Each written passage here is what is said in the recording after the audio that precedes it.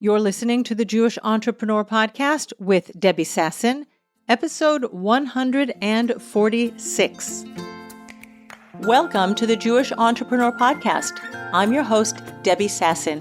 I went from being a financial advisor, author, and chronic under-earner to building my business to six figures as a financial planner and money mindset coach, and then onto multiple six figures as a full-time money and business coach. I help entrepreneurs create money-making businesses and build wealth using sales and money mindset strategies and in alignment with authentic Jewish values. Now, let's dive in to today's show.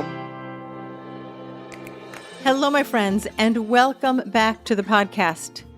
This week's episode has been a long time coming, because since I opened my coaching business, meaning I transitioned from financial planning to coaching, which was just over 5 years ago, my coaching business has aggregated $1 million of income.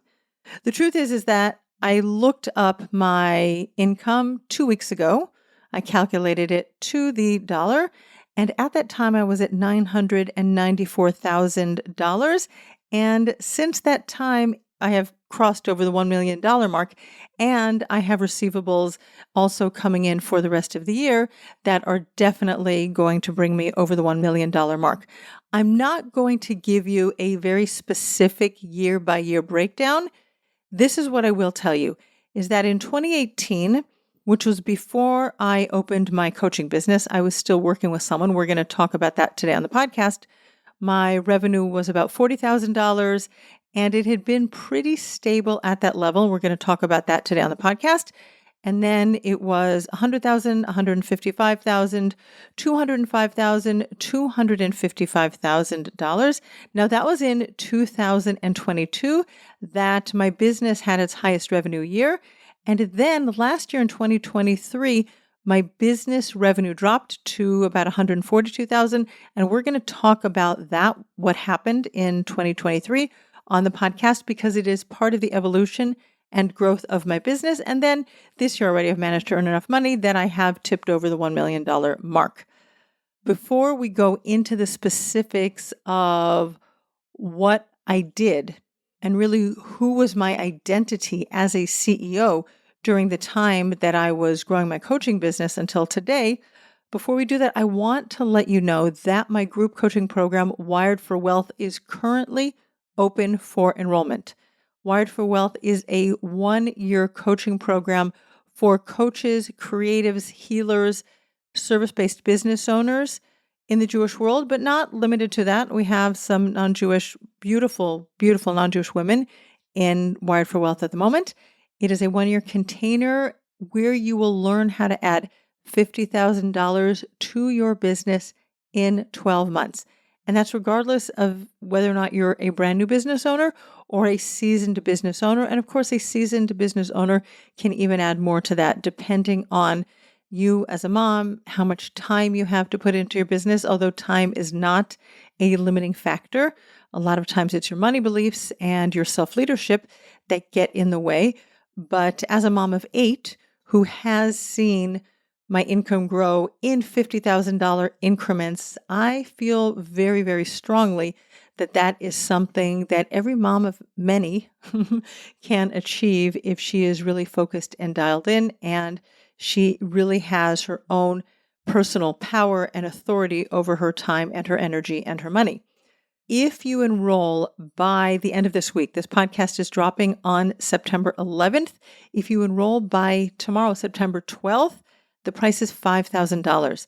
After the early enrollment time, the price jumps to $6,500. So if you are curious, you can definitely go to my sales page, debbiesasson.com/wealth, and look up the program. You can see if it makes sense to you. If you just want to get on a Zoom call and chat with me, then go straight to my calendar, debbiesasson.com/consult, and get on my calendar so we can talk about if this is the right move for you. I feel very strongly that the last quarter of the year is always a time when people are making investments and people are buying. People are in a buying mode. It's around the Christmas holidays. If you're in the non-Jewish world, it's around even Hanukkah. It's really people rev things up in their businesses so that they can hit the new calendar year running. And I don't want you to miss out on that opportunity for your business. I really do believe that when you have the right support and you have the right strategy and leadership and mindset around money in particular, you can quantum leap your business and your income in the last quarter of 2024.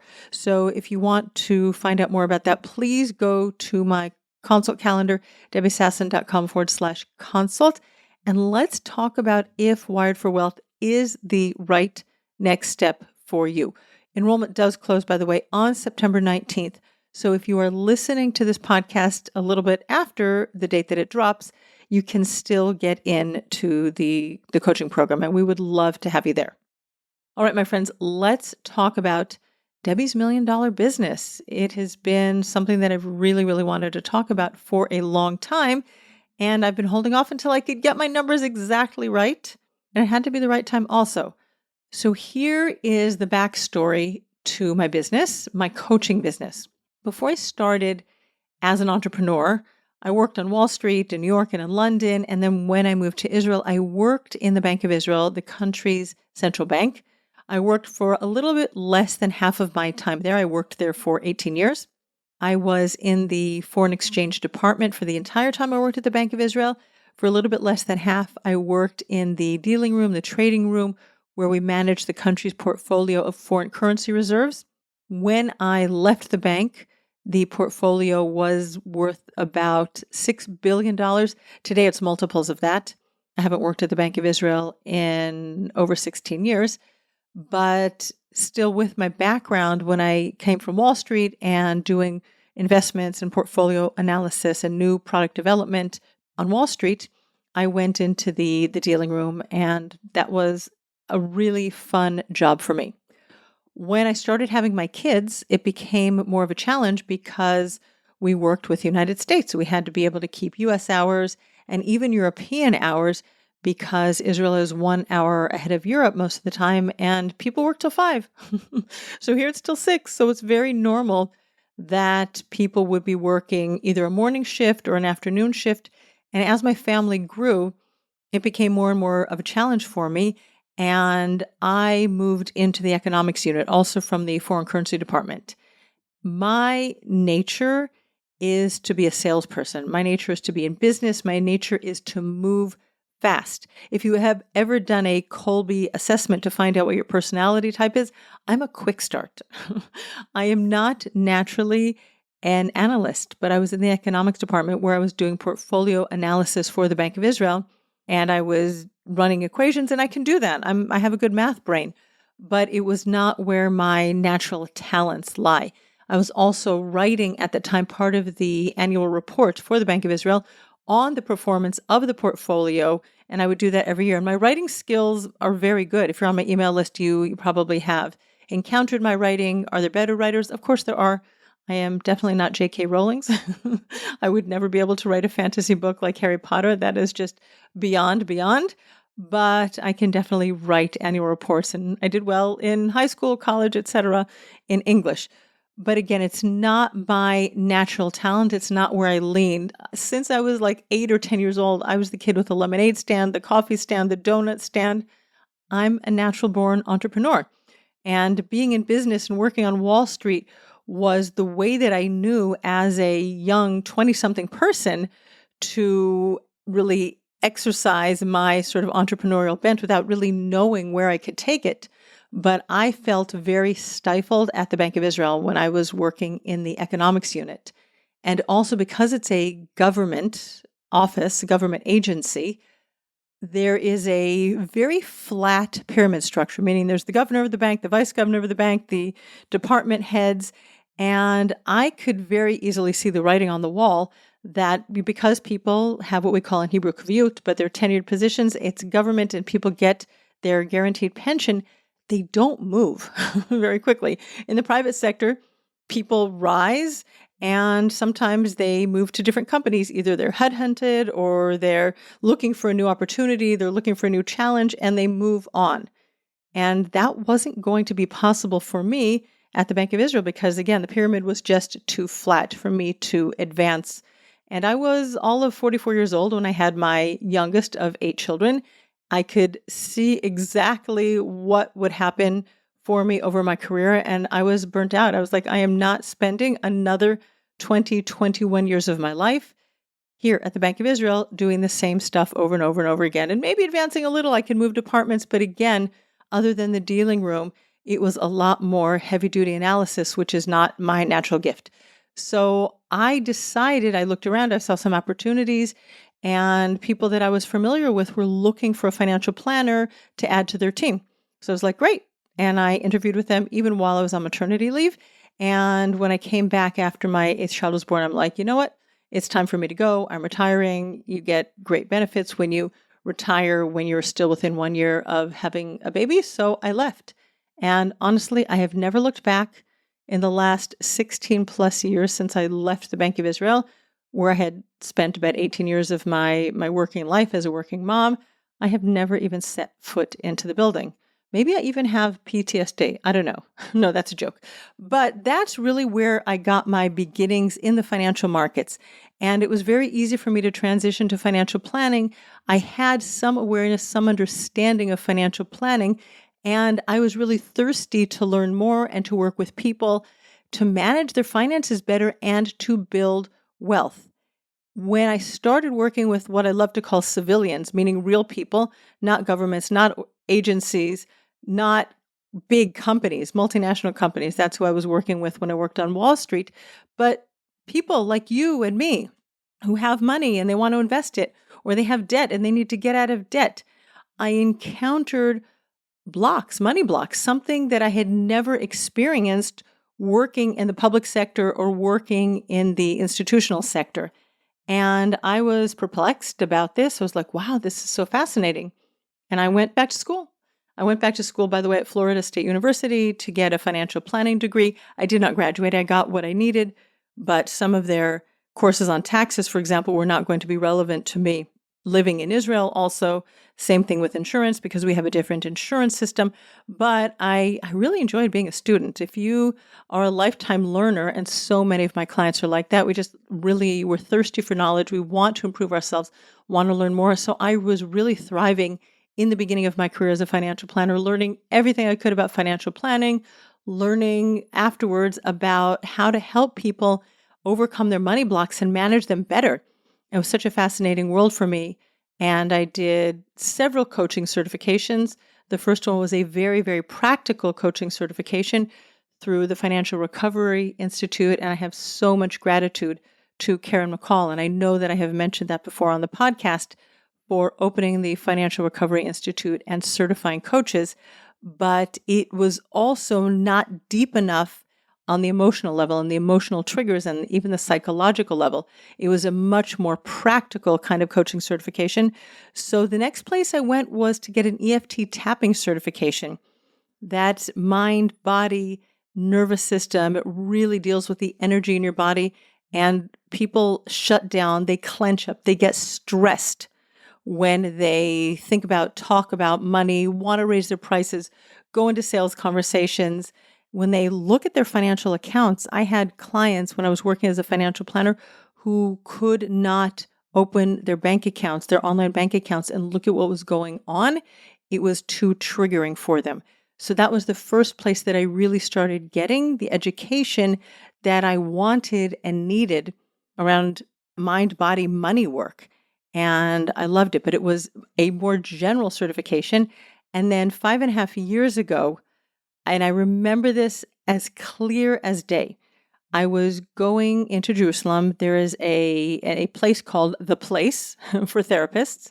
I was going to give a talk there. I can even remember, I can see in my mind the pink sweater that I was wearing at that time.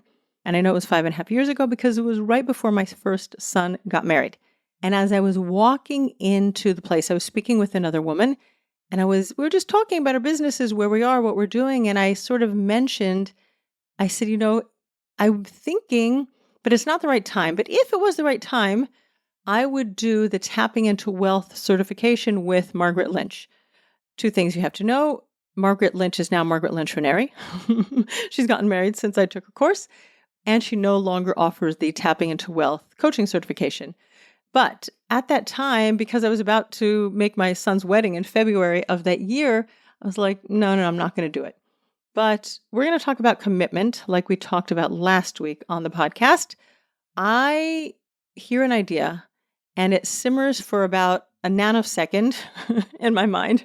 But when I make a decision, I make a decision. And I came home from giving that talk in Jerusalem and I started looking up Margaret Lynch, Tapping into Wealth. I think I knew that she was in the middle of a launch, and I also knew that it was going to conflict with my son's wedding.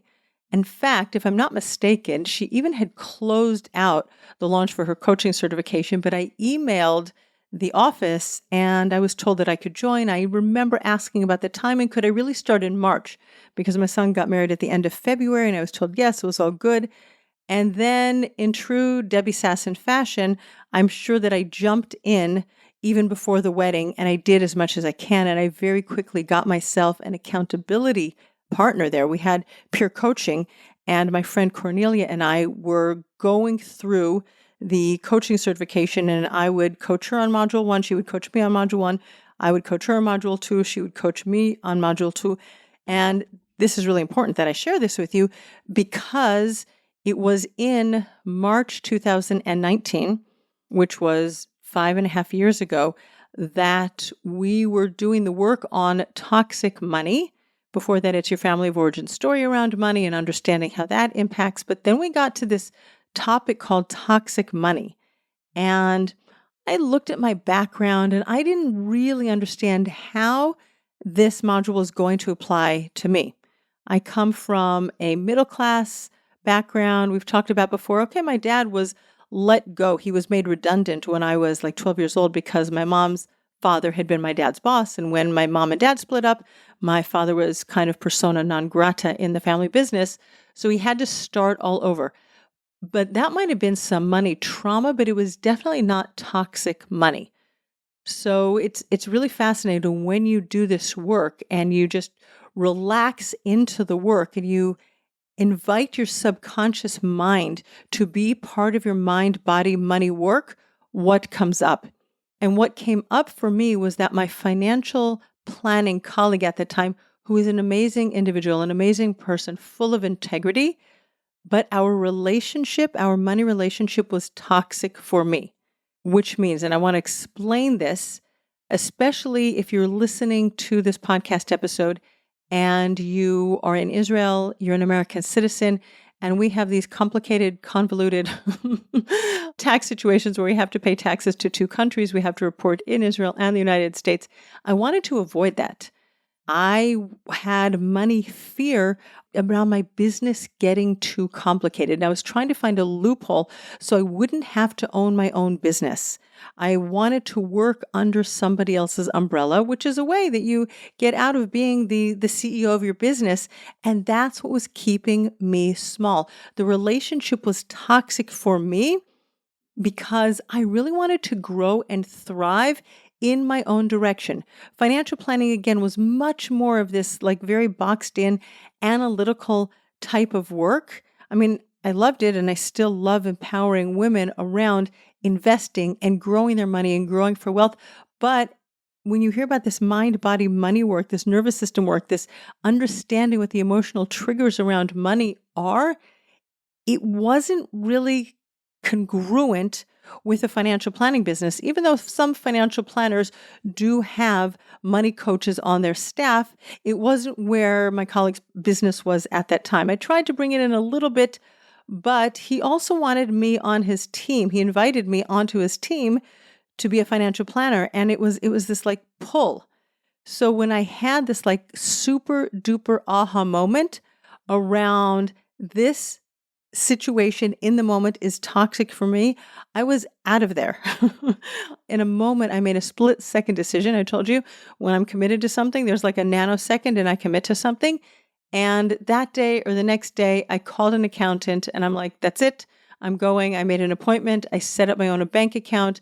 I figured out how to file and open up a teek, they call it in Hebrew, and my brain is is fritzing out on me. I can't think of how to say that in English. I had to have a tax ID number as a business. I guess that's the way you say it.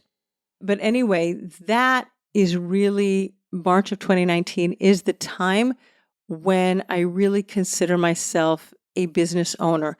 I didn't quite yet close my financial planning business, but that is when I opened the door on my coaching business. So that's kind of my line in the sand. So maybe you'll say in 5.5 years instead of 5 years, it took me to make $1 million. It's all good. It's fine. I don't think when I think about like a 20, 25, 30-year business, 6 months matters here or there. But this is what I want you to know is that when you have an idea for a business, the most important thing that you can do is move on it. Make a decision, go for it, be decisive, because so many people spin around in their head. Maybe yes, maybe no, maybe yes, maybe no.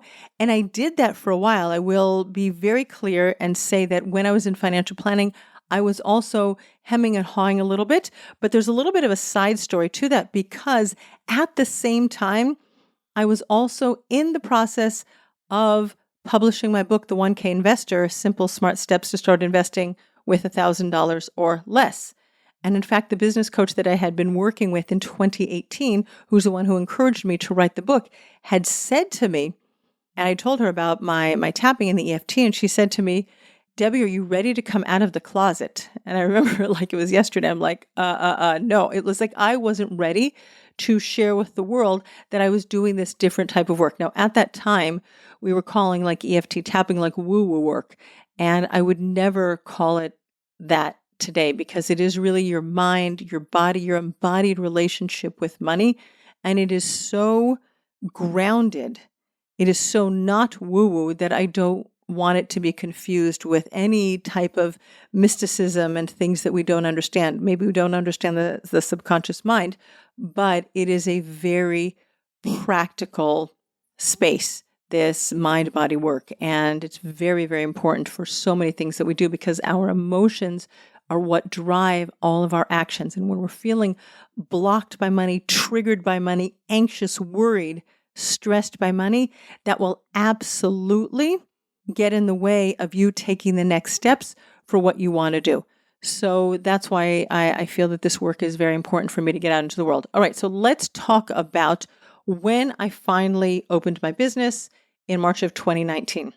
And it was an evolution, a beautiful evolution. And what I want to share with you is I really have 4 pillars of how to grow a business that I share with my clients in Wired for Wealth.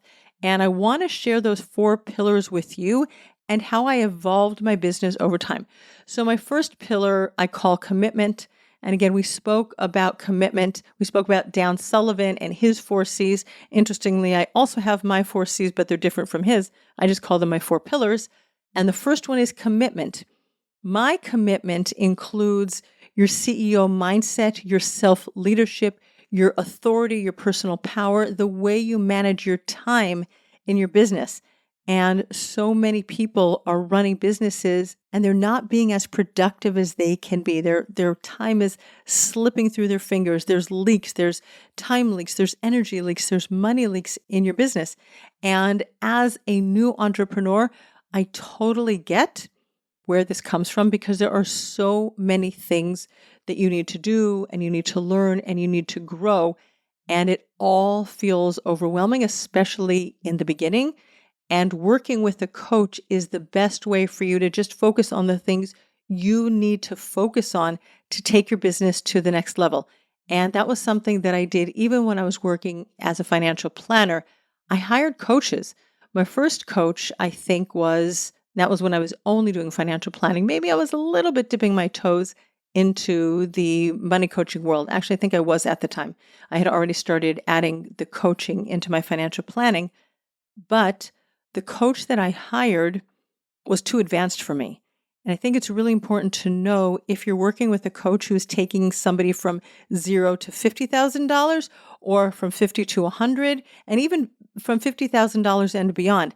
And one coach can do all of the above because every coach also started at zero at some time. But you have to know if you're in a container that works well with new business owners. And this coach and the group that I was working with, I could see that they were more advanced, and he was not so familiar with and skilled at working with brand new people.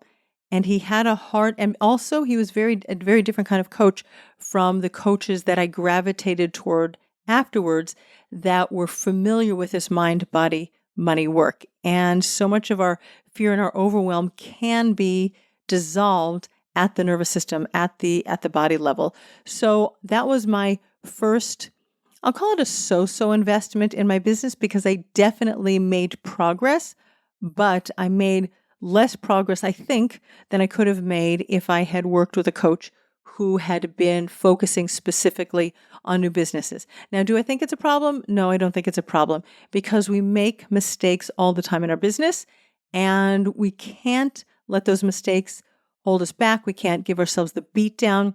It's very important that we take those lessons and we learn from them so that we can make different decisions the next time.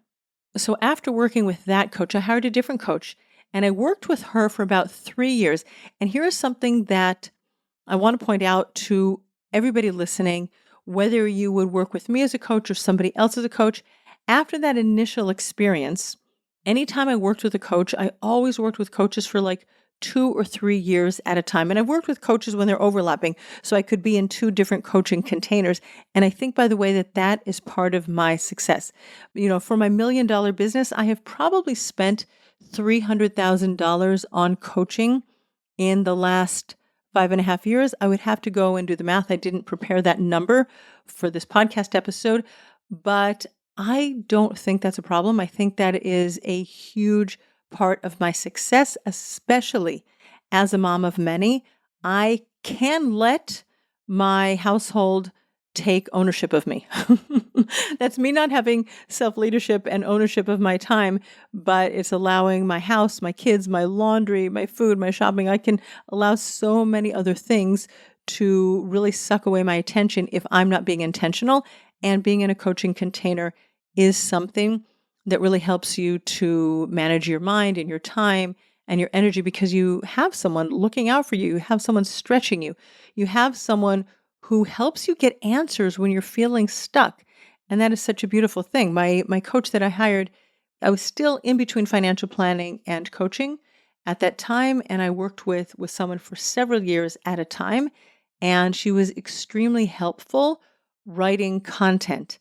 As a new business owner, even if you have good writing skills, learning how to write as a business owner is a skill set that you will develop. And it's just fascinating how many skill sets you will learn and develop that you have just never known before. A couple weeks ago, I was creating the landing page for my most recent masterclass, Meant for More, and I was creating sign-up forms. And my husband came to me and I was like, look what I just did. I created this sign-up form, and I was writing some CSS code by totally copying a YouTube video. I have no idea what I was doing, but it worked. And those are skill sets that you grow and develop as a coach. And as someone who loves to be a lifetime learner, it's just so much fun to be in a space where I am learning and I am growing and I'm stretching myself over time. And I really think that you have to look at entrepreneurship as this learning, growing. Your brain continues to develop. Your skill set continues to develop. And every time you have these little micro wins where you're like, wow, look at this. I created a sign-up form on my website. Then you're encouraged to take the next step and the next step and the next step. All right, so let me just go back to my 4 C's. We've talked about commitment. And at the end of last week's podcast, I talked about the idea of burning the boats. You commit to something, you commit to going all in on your business, and there is really no plan B, because there is so much involved in building a business. We have to take away any possibility, any idea of turning around and going backwards. I think that is something, it's when you're building a business, it's kind of like marrying somebody, right? When you get married to somebody, you and your partner, you say that you guys are committed to each other. It's a one-to-one relationship and you're constrained. You're not looking, to all those other people that you may have dated or all the other people who are still single in the world who you might date. You're making a commitment to this person. And growing your business is the same way. You're committing to this living, breathing entity called your business through all of the changes that your business will encounter over the years, through the evolutions, through the iterations, through the gray hairs, through the saggy muscles and stomachs. No, I'm joking, but or maybe not. But you get what I'm saying is burning the boat, that idea that I talked about last week, that there is no going backwards, there is no alternative, means the only way you can go is forward. And that's the commitment. And that's where you draw up your inner resources, your resilience and your strength, and you are going to go all in. If there's just this shadow of a doubt, and we know in our Hebrew tradition, the shadow of the doubt, the Yetzer Hara, this is Haman, this is the snake in the Garden of Eden, right? It is just going to pull you down. So you have to get rid of the doubt, you have to get rid of the possibility, and you have to decide that you're going all in on your business, whatever it takes. Beautiful song, whatever it takes. Just you have to be able to think about your business that way. Now, sometimes whatever it takes means you will get a part-time job so you have money coming in while you're building your business. And in my first year of building my financial planning business, I actually did have a part-time job working for my mentors where I had a set salary, monthly salary coming in. Now, it wasn't anything great. I was definitely working, I wanted to say slave labor, but I was working for way, way less than I was working for when I was working at the Bank of Israel, but that was okay. It was like on-the-job training. I was learning, I was growing, and I was really happy doing what I was doing. But that's what it took for me and for my family so that we could continue to feed 8 kids while I was learning how to build my business.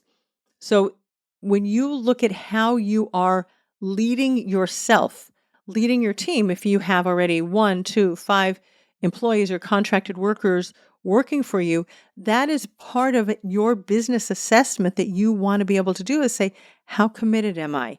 Do I have one foot halfway out the door, fully out the door, so I'm kind of in, kind of out? Do I have self-leadership? When I show up in my business, am I in my personal power? Am I showing up? Am I sharing what I do? Am I sharing how I help my clients from an empowered, bold, authoritative place? Because that will 100% impact the success of your business. And that, by the way, your self-identity as a CEO, it grows and it evolves and you expand your capacity to be that CEO. In the beginning of our businesses, I think we just self-identify as the thing we do. Like, I'm a financial planner, I'm a coach, I'm a copywriter, I'm a healer, I'm a website designer. Whatever you are, you sort of identify as the result that you give to your clients when actually you are a CEO who sells coaching or sells healing, a CEO who sells website designs and delivers websites, beautiful, gorgeous websites to your clients. So you have to start changing your self-identity. All right, the second pillar of my business, and this is something that has totally evolved day by day, year by year, as I've been in my business, is your client. And that's really just the chapter heading. Your client means you have to know who you serve. You have to know how you serve them. Meaning you have to know who your ideal client is, your target market is. You have to know the people that you are showing up to serve and the way in which you serve them. What is your product or what is your process? What is the result that your clients are going to achieve when they work with you? When I worked as a financial planner, it was very client-focused, meaning one client might have wanted to invest their money. Another client may have wanted to get out of debt. Another client would have wanted to increase their savings. And some of my clients wanted help with their business. It was a very client-led. It was very custom.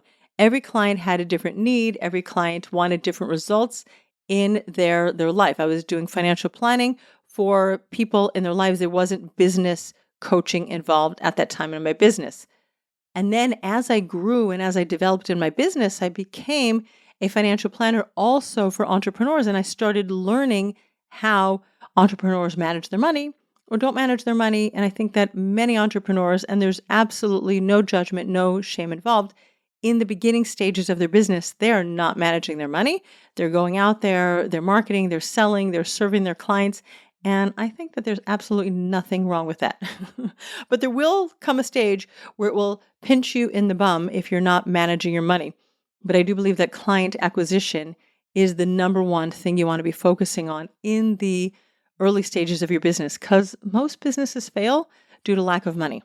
So I evolved over time from working with just civilians to working with entrepreneurs. And that was a gradual process. And after I made the decision in 2019 that I was going all in on my coaching business, and after I published my book in May of 2019, it was June or July of 2019 that I sent an email out to all of my clients and people on my email list that I was no longer taking new financial planning clients. And I think that that's something that's really important. Again, is that commitment. If you are on the fence and you're wobbly, maybe I'll do a little bit of this, maybe I'll do a little bit of that, it's going to slow you down and keep you stuck. But my ability to make those decisions quickly, I think really impacted the growth of my business and the growth of my business as a mom of 8. And during this period, the entire period of building my business, I was also marrying off a lot of kids. 5 of my children have gotten married in the last 12 years. So that's all during the time that I have been growing my businesses. And I am very, very blessed as of today to have 16 grandchildren. And it has been such a blessing that I have been there for my daughters for every single one of their births except for one. So I have been the on-call doula. And it's only because I'm running my own business that I have that time flexibility to take off and be with my daughters. And even when one of my daughters-in-law gave birth, her son slept here overnight. So we've been very, very involved, parents, grandparents for our children and our grandchildren, because I've been involved in my business and working out of the home. So my client has evolved. And here's something that I want to speak with you about in terms of your clients. We talk about niching. And one of my coaches that I was working with as I was making this transition from financial planning to coaching very much wanted me to focus on financial planning for entrepreneurs. It was her target market that she was working with, entrepreneurs, and it wasn't my target market. And so there was a little bit of a conflict there because I was having a hard time really niching down to where she wanted me to go, plus the fact that I wanted to bring in this other coaching element. And I have, no problems that she was doing that. We learned from our experiences, but I do think there was a little bit of friction involved in my relationship with her. I do also want to say, and I started saying this earlier, that I worked with her for 3 years. And I did mention I worked with my coaches for 2-3 years at a time. And I think that that's important because when you choose a coach, she or he has developed years of experience. They were usually ahead of you in where they are in their businesses, and you've come to learn by them, to grow with them, to be stretched by them. They have created a body of work. And in a short time, it is impossible for you to really soak in their full genius and their full body of work. And so I think it is actually a disservice to you if you jump around from coach to coach to coach, because the only common denominator that you take with you when you jump around from coach to coach is you. Meaning each coach is going to have his or her own personal roadmap for how to get you from point A to point B to point QRSTUZ. And when you don't stay with that coach for a long time, you could probably be part of the reason why you're not getting the growth that you want. And you have mindset blocks, or maybe you're not showing up to coaching, being coachable. You're not putting your all into it. But it could be that whatever you learned 6 months ago, if you stay for another 6 months, you're going to learn that same thing on a deeper level. It's why in Judaism, we read the entire Torah year after year after year. We start in Genesis, we go through the entire Torah, every single year. We don't say, okay, we did that and we throw it away and we finish it. No, we go and we learn it deeper and deeper and deeper every single year. There are always new insights. There are always things that, oh yeah, we know that, but we're going to see it differently. It'll impact our lives differently. Where you are in your life, where you are in your business is going to be impacted differently by being in that same coaching container. And your coach is also, if she's a good coach and she's committed to her work, she's probably also in one or two coaching containers where she is also learning from people that are further ahead than she is. And so I think it is a tremendous service for you and, to stay with somebody for a long period of time, and a disservice to you if you jump around from person to person, because then you're always learning new systems and new processes and new ways of doing things. And it's kind of like a diet. Like all diets work, you're the common denominator. And when you work the plan works for you. All right, but I digress. Anyway, I was defining my client, and my client evolved over time until ultimately I landed on where I am today, which is serving business owners. And it was a very natural progression in my business. People started asking me to help them to grow their businesses because A, they had money blocks, B, they saw that as a financial planner, I had grown a successful financial planning business. And so they were reaching out and looking for support. It wasn't something that I had ever actually planned on doing. I was so stuck in the money world from decades of being in the money world that it didn't occur to me that I would do something outside of it. And now I can't imagine doing anything else other than what I'm doing right now. So isn't that a beautiful thing? It's just beautiful that as business owners, we get to keep evolving our businesses and we get to keep growing. So back to what I want to say about clients, don't niche yourself too narrowly in the early stages of your business. Like I was not yet ready to be a financial planner for entrepreneurs. I was in a place where I could be a money coach for people who had their own businesses, people who worked, they were employees, and that was a much broader niche. But it was not yet time for me to focus and narrow down the people that I was working with. Now, obviously, I wasn't doing marriage coaching, and I wasn't doing weight loss coaching, and I wasn't doing parenting coaching. So it wasn't like I was talking to everybody. My target audience was very focused on money and financial planning and money blocks. And that, again, can be anybody. But I was not yet at this stage. I didn't have enough experience in my business as a coach to narrow down to a coach for only one type of audience. And that is something that I really, really believe in my business, especially whether you're a coach or you're a creative, you're working with graphics, with designs. There are so many different types of people that you work with. And if you narrow yourself down too early, you might miss, as it were, the type of work and the kind of people that you really want to work with. So allow yourself to be a little broad in the beginning. It's not like you're talking to 8 billion people, but you don't have to narrow down so quickly. All right, let's move on. So I found my target audience. And now the third C is the content, meaning what are you sharing out there in the world with people who need to find you? So I chose fairly early on in my career as a business owner. First of all, I was doing live workshops and I was talking to people that way. And then when I discovered the power of the internet, I was very, very hesitant at first, I have to tell you. But once I discovered that as an introvert, I could sit at home and write on Facebook about my business, I was very thrilled. I tried for some time to be a blogger and write a lot of blogs and articles on my website. And I realized also I made an investment in a blogging program to become a blogger so I could sell my book, so I could sell my course, Investing Made Simple. And it became very, very clear to me that that was not the right business model for me. And so I just kept moving on. That was a financial mistake. Speaking of content, I made another financial mistake is that I invested with a coach specifically to work on my messaging and my marketing. And what I didn't check out was that coach's program took place on Thursday nights and on Friday nights. And she was in California time, which meant 11 o'clock for me. And at the end of the week, at 11 o'clock on a Thursday, I'm kind of brain dead. I'm not so focused, so it wasn't good. And Friday nights, of course, I'm offline because of Shabbat, so I wasn't going to be able to join. So that was a dead loss for me, one of my dead loss coaching programs. other programs that I took, I did get everything that I wanted out of them. But that was another one of my money mistakes that I made in my business. So again, if you've joined something and you've made a money mistake, you just take it as a learning experience. Nobody gets a 100% grade.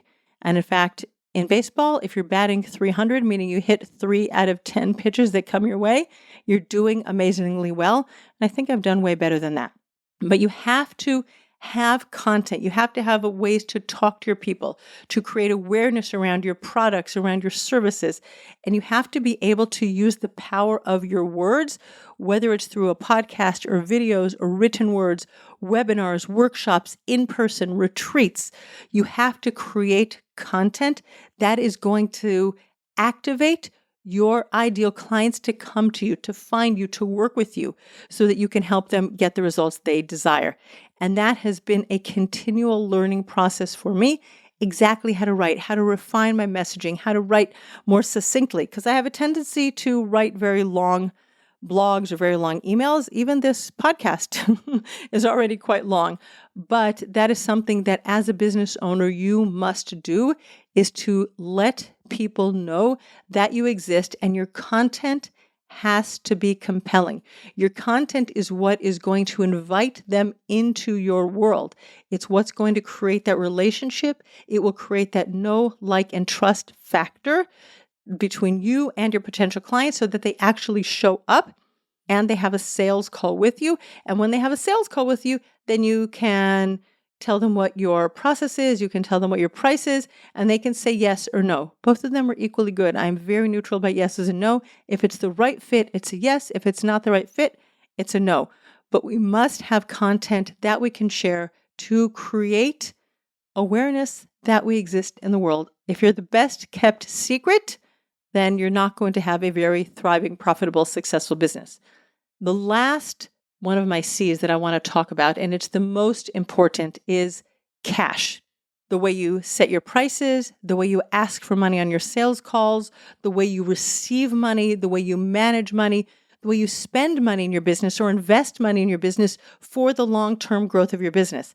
As I said, I have spent probably $300,000 on coaching in my business, and I think that that is really what has allowed me to create such massive growth in my business while having a very hefty household and having a lot of responsibilities. I probably don't spend as much time in my business as many other people because my phone is often ringing, because my kids are calling me. I mean, now they're all back to school, and the craziest thing happened because all of my children are in dormitories. All of my single children are in dormitories, and my husband and I were even laughing with each other tonight that we feel it like we're like sneaky little kids because we're in this house all by ourselves.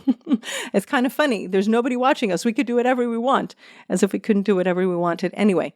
But it's really an important point, is that the cash is the underlying thread, or the money is the underlying thread of everything you do in your business. And your money blocks will absolutely 100% show up in your business through your money. And being able to heal your relationship with money, any family of origin stories around money, any need for your money to validate you, your income to validate you, that you can't make any mistakes, like you hold on to money so dear. And if you make a mistake, and that's why I'm very open about having made different coaching investments that didn't work out the way I wanted them to, because we're all going to make mistakes in our business. And we just have to let go of the shame, let go of the guilt, let go of anything that's holding you back from going out there and really believing that you have an amazing, awesome, transformational product or service that you can offer to your clients, and you're allowed to charge more money for it. And then you have to bring it in. You have to have invoicing. You have to have billing. You have to have accountants and bookkeepers, and the way you manage money and the way you think forward about your business, and not just what your business is going to need in 2 weeks from now, but in 2 years from now.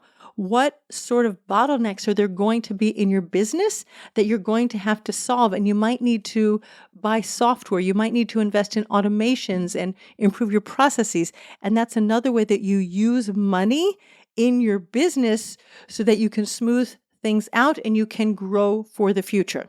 So that really, my friends, is how I have been able to grow my business in the last 5.5 years, my coaching business from zero to $1 million total aggregate income in the last 5.5 years as a mom of 8, grandmother of 16, wife who does many things also in her community. But I am so committed to this business.